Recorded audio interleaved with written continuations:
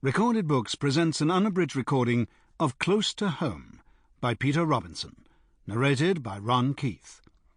This work is copyrighted 2003 by Peter Robinson. This recording is copyrighted 2003 by Recorded Books.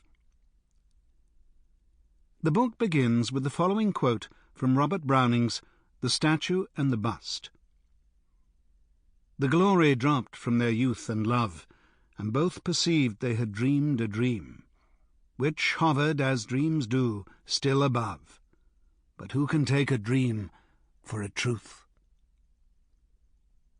And now, Close to Home. Chapter 1.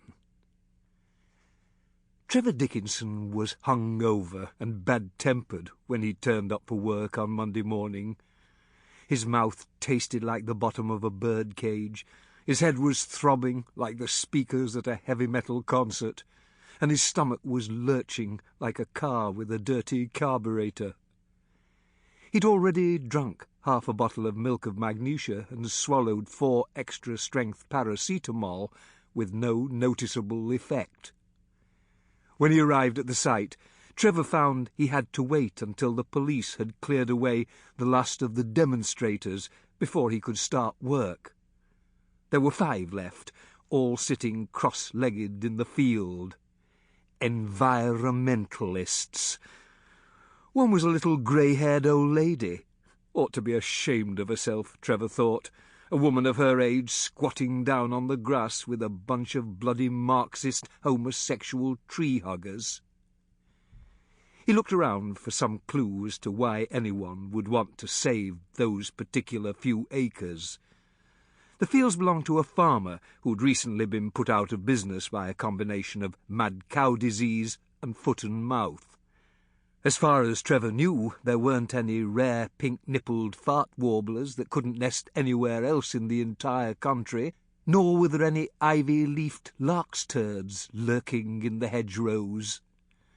There weren't even any trees, unless you counted the shabby row of poplars that grew between the fields and the A1, stunted and choked from years of exhaust fumes. The police cleared away the demonstrators, including the old lady, by picking them up bodily and carting them off to a nearby van. Then they gave the go-ahead to Trevor and his fellow workers. The weekend's rain had muddied the ground, which made manoeuvring more difficult than usual, but Trevor was a skilled operator, and he soon got his dipper shovel well below the topsoil, hoisting his loads high and dumping them into the waiting lorry.